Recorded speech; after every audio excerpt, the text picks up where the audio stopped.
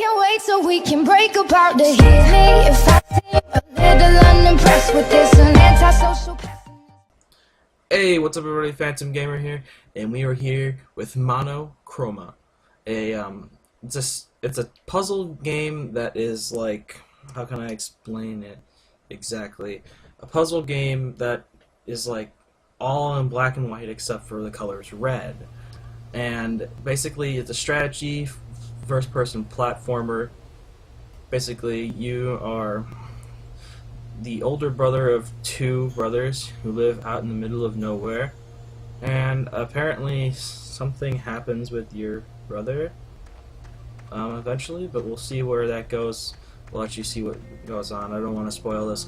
I played a little bit of this game by myself just to test just the frame rate and stuff like that, so I have like a little bit of an insight on the game before even playing it. Kind of seems kind of a dirty thing to do, but it's kind of nice to know the mechanics of this game. See, I'm not even that good at this game yet, which kind of makes for a funny thing. What I can do is just do this. Don't even need to swing, but I guess swinging is okay.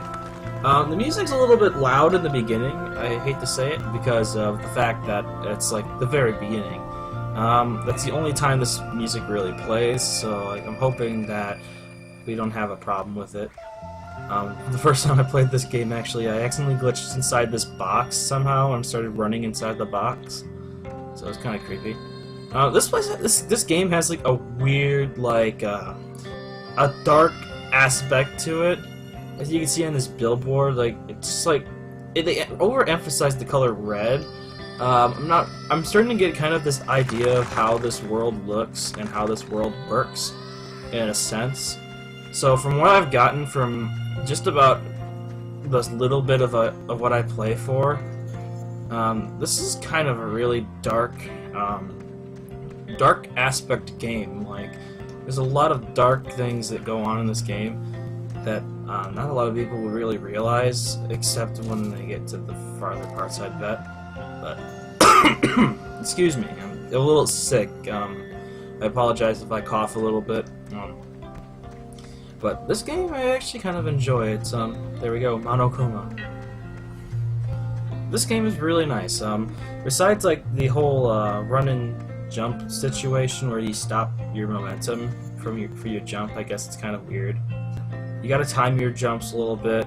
I'm kind of happy I got into the aspect of this game a little bit better. I don't know why this kid's an idiot. Hey, let's just sit here, jump on this thing.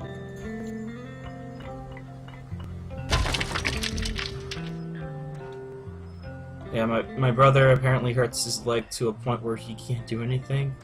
And unfortunately, we're in the backwater city of Backwaterness. So, here's where the first puzzle comes into it. You're allowed to leave your brother in light. So, you can't leave him in the middle of the dark because he's scared of the dark because he's, you know, a little kid. So, you basically gotta do all this stuff. You can die in this game because of fall damage and such. I don't think you can leave your brother behind entirely. So, like, don't think about, like, being like that one person who's like, hey, let's just leave my brother behind. You know? So, I apologize if I kind of know the puzzles a little bit. It's not my fault. These are actually fairly easy. I got these, like, on the first try. I know there's a secret up here, so I'm going to take this box. I found this in the first playthrough, so, like, I guess it's just something that happens when you've got, like, a bunch of time on your hands and you're not worried about recording. You can try to find secrets and stuff. I thought this was personally part of the puzzle in the beginning, so I probably would have done this on recording anyway. Apparently finding these red flowers is a secret. I think they already register as secrets for the ones I already found beforehand. Because like I said, new game and all that stuff. You can die. I literally, like, almost got scared from that. Let's pick up my brother. Brother, get on my back. Okay, we're going. I accidentally pressed space instead of Alt. Why do they put the keys on the same side? No idea. Excuse me, I'm sorry. Okay, so basically, the thing with having your brother on, like any other, like, logical thing that you would think, if you're carrying someone, you can't run as fast, can't jump as high. I mean, you're thinking about compensating for the person that you're carrying as well. So basically, in this game, you can't jump as far or as high. You can still climb, but it takes a little bit longer, I think. I'm not necessarily like 100% sure how a lot of this works. All I know is that I need to jump across here because Mr. Scaredy Pants can't handle not wetting his pants. So and then there's something else that I basically did all of this the same way I did this. I was trying to get across and I didn't realize that was something. But, you know, perks of knowing the game a little bit before you start. I'd say after the third or fourth puzzle, I think I will start be doing this all from, like, just, you know, my knowledge, basically. So, how the heck do I carry this heavy thing? Alright, and then we grab my brother, and then we climb the chain. Climb the chain all the way up. From the top to the bottom. From the bottom to the top. Now, I'm very curious to know exactly why this game is so depicted on the color red. This game reminds me a lot of the one game called Tales of Brothers, Two Brothers or whatever. All I know is that I'm not quite sure why, but apparently this game just gives me that full aspect because it's like two brothers and such. They're in a world that wants to get them. A lot of eerie like concepts from these games. I do like these games a lot. See, this is the kind of games that I can probably get around playing a little bit. Unfortunately for these games, they actually have an end, so like they're not going to be something I would probably replay. Maybe try to do a speedrun of this game. I'm not sure. I'm not that kind of person, so I probably won't. I'm that kind of person who would mess up a speedrun in an instant if I even tried, so.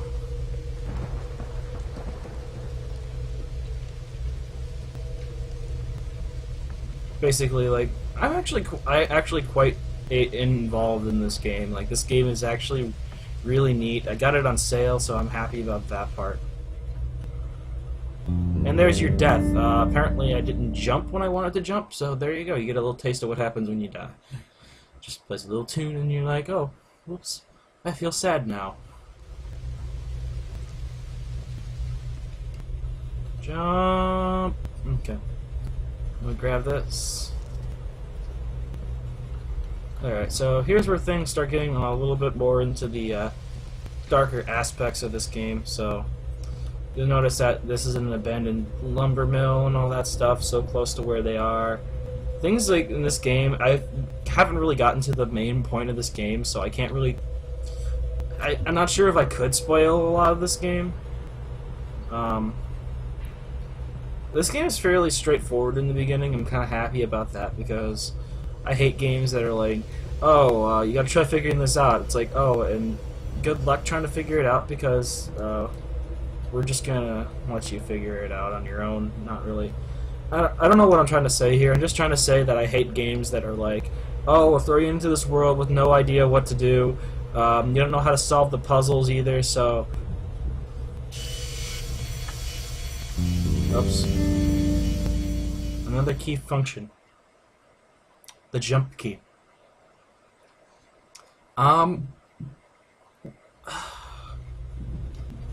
This game is just... I'm probably going to be rambling a lot. I hate to say it. I'm probably going to be rambling so much in this first couple episodes where I'm trying to figure out stuff. And then I'm probably going to go completely silent when I'm trying to figure out these puzzles myself. Because I hate to say it, I'm not the kind of person to like sit there and know what's going on. But I will say that this is definitely going to be a good thing on my channel. I'm really hoping that it gets to a point where I can actually do more games like this. I really do enjoy games with an ending more than I do anything else. So like, if it ever gets to the point where I need to, I do like sandbox games, but I can't handle a certain amount of just. There's a point where it gets bad, where you're sitting there in a rut trying to figure out what you're gonna do in a sandbox game. Like, I realize there's multiple different sandbox games with multiple different aspects, but in general, it's all kind of the same, whether it's more difficult or easier, like Minecraft. Minecraft's probably being the probably one of the better sandboxes I've played because it's pretty fluent. There's not a lot of glitches. I have yet to be completely mad at Minecraft for anything. But yeah, this is sandboxes. I'm probably going to try to do. I'm probably not going to record because I don't usually record other sandboxes unless I'm playing with someone else. I don't play. I should play more, but I don't play H1Z1 just because it's just a little bit weird. I have DayZ, the actual game of it, so I'm not sure if that's anything cool to talk about, but all I know is that in that game I bought just because it was a zombie game and I liked zombie games at the time, so I was like, oh cool, let's go for the zombie game because it looks cool and I always wanted to play it because it looked neat. Turns out to be almost a waste of what, $30 I think? Pretty sure it's $30. These billboards billboards in the background are really overemphasize the idea of the dark story behind it. So paying attention to these billboards and seeing where they go kind of give you like a little insight on what's going on with the story. Apparently there's these robots that replace the parents somehow and give the parents a little more freedom while the child is amused by said robots, from what I'm getting at this picture here. I could be wrong, but I could be right. I mean, it's all about how you take it, because the storyline is kind of a little janky. Everything's abandoned though, so like you realize that like there's so much things that still work. It's not like, oh, they got shut down for some reason. Oh, here's something fun to watch. Here's a fun death. Explosion!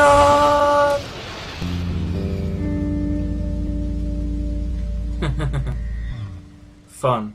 I exploded myself like 5 times doing this puzzle here in the last time I played this game, so it's fun. Yay, explosions. Boom, me die. Everyone laughs. Yay. Anyway, we're starting to get closer to where I was before I stopped playing this game.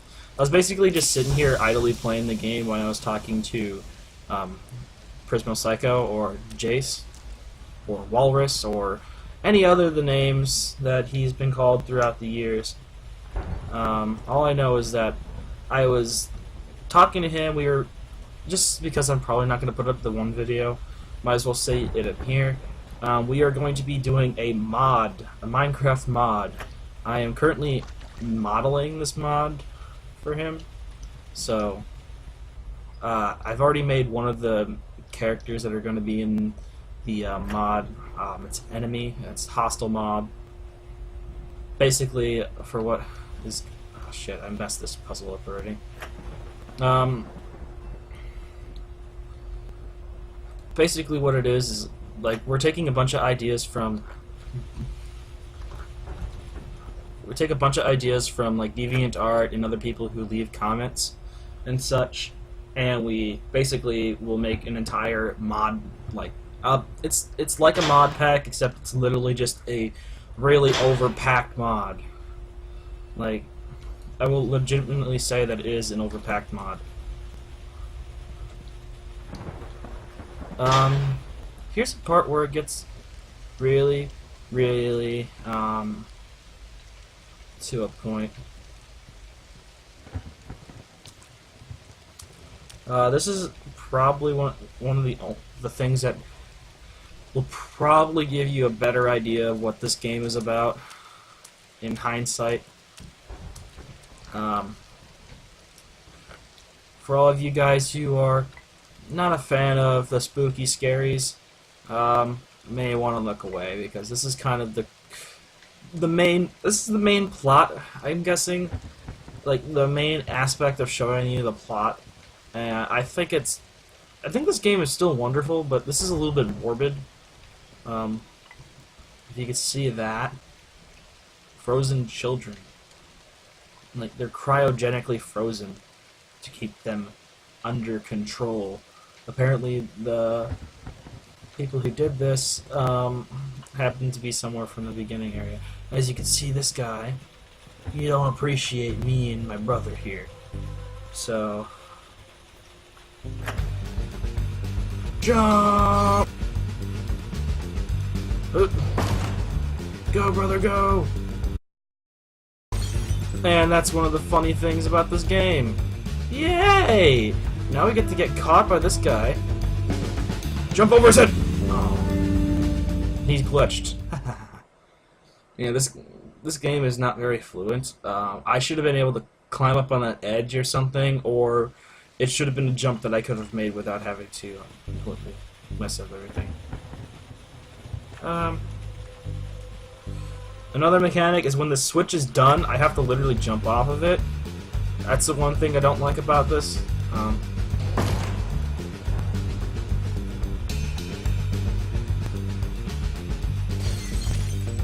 Run! Oh, cool. Sweet. Alright. Now it's the running seed. This part gets a little bit on edge, and if you don't continuously hold down the button and keep going, you kind of get yourself in a pickle. This well has a secret flower. I'm not going to go get it right now. And here comes the main person of Death Runner on his way. Try running us over. Ooh.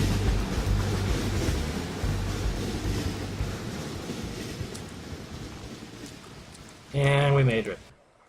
And this is probably one of the things that kind of annoy me. You would think that the game would flow to a okay spot. This seems to be a good spot for me to cut this episode, and we'll be back right after this.